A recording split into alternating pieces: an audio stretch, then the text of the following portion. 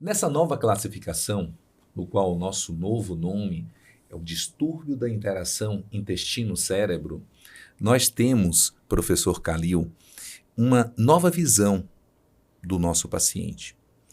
Estima-se que cerca de 60%, 70% dos pacientes sofram dessa interação, principalmente das afecções psicossomáticas. Muitas vezes para piorar o sintoma, outras vezes para agravar, levar a situações mais graves, mas a grande maioria das vezes é algo leve, que ele não sabe interpretar, ou que leva a ter mesmo medo, que leva a um determinado momento de desespero.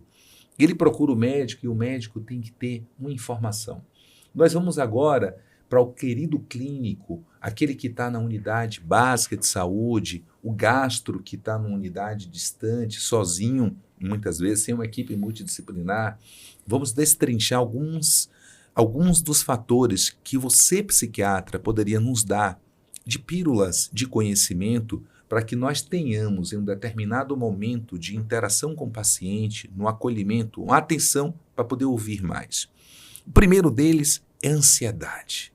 Ansiedade, eu sei que é um fator que você gosta muito de falar, eu sou fã das suas aulas, e quando te vejo falar de ansiedade, eu vejo que você realmente destrincha adequadamente. Como nós podemos interpretar a ansiedade?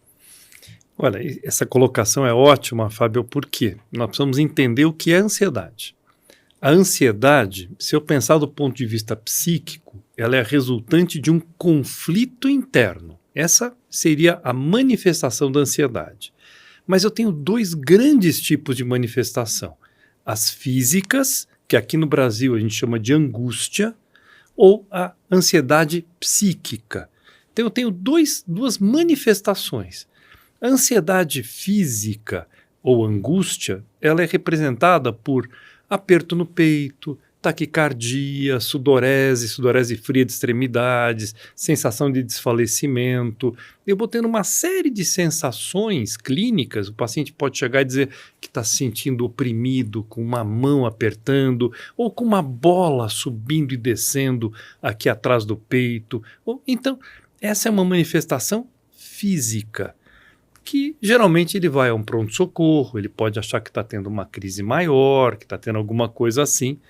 E a manifestação psíquica da ansiedade, ela é a tensão, é aquela questão que afeta, que ele fica pensando em mil coisas e a cabeça não para, ele fica com apreensão, ele fica com alterações cognitivas, porque o pensamento realmente às vezes está muito acelerado, muito rápido, e passam milhares de coisas e vem temor de tudo que possa acontecer.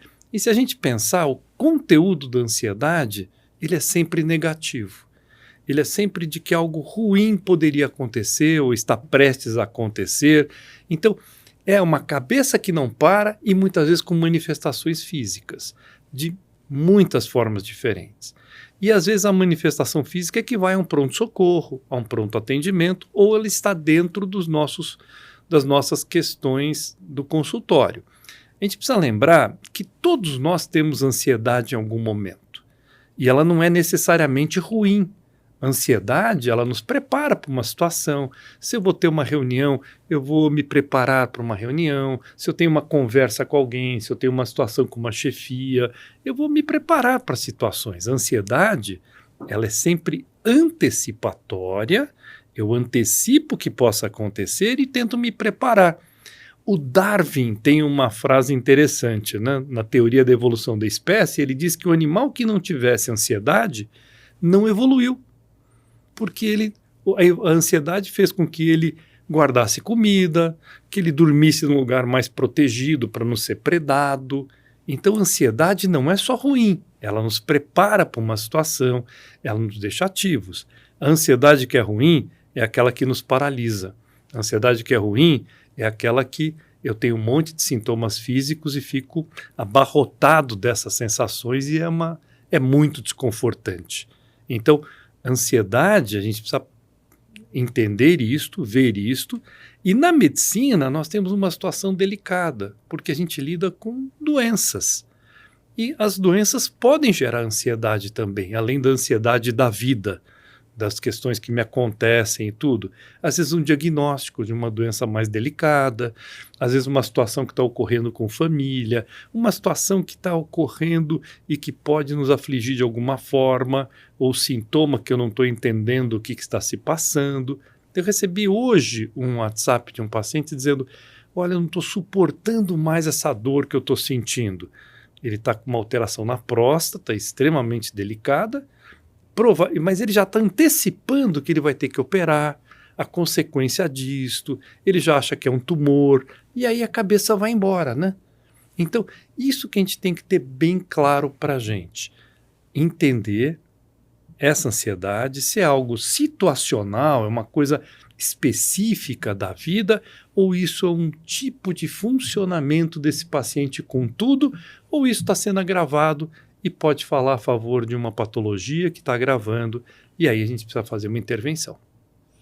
E é interessante, observando o lado do gastro, até para passar para o clínico, o que ele falou, esse aperto, reflete em algo que a gente chama de globos histéricos.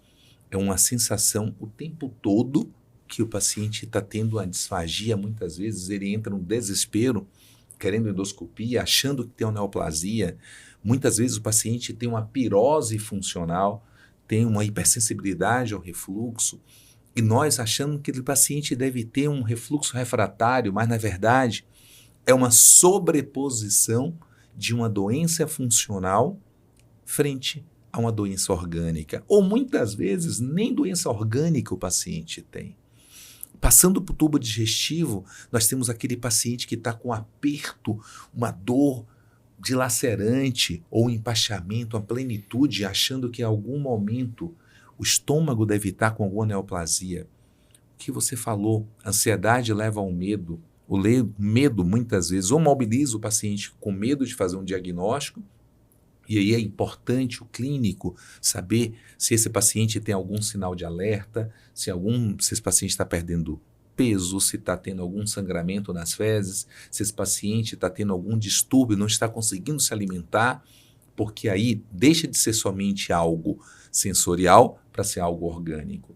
Chegando no tubo digestivo, imagine a distensão intestinal. Quando a gente olha esse eixo bidirecional e nós conseguimos entender que o quanto que a ansiedade nos deixa tratar o paciente só com antiespasmódico. Quando a gente pega um paciente na primeira etapa, trata com um brometo de otilônio, tira esse paciente inicialmente de uma cólica, mas essa cólica retorna. Esse paciente começa a entrar numa ansiedade, será que eu estou com a neoplasia no intestino? E aí a gente tem que entrar numa forma metódica, porque não para fazer um exame adicional. Eu li um trabalho que mostrou que o paciente estava disposto até a pagar $500 por cada intervenção, 500 euros por cada intervenção, só para se livrar daquela ansiedade de ter uma doença. Então convidamos vocês para o próximo dia 15, nós vamos estar no circuito de debates com o professor Kalil, falando como tratar essa ansiedade, como abordar essa ansiedade. Então essa é uma pílula para convidar vocês também, compartilhe esse vídeo, assine o nosso canal, para que esse vídeo chegue mais longe, que nós tenhamos mais médicos impactados, mais colegas impactados e todos unidos em prol do nosso paciente. Muito obrigado, professor Kalil.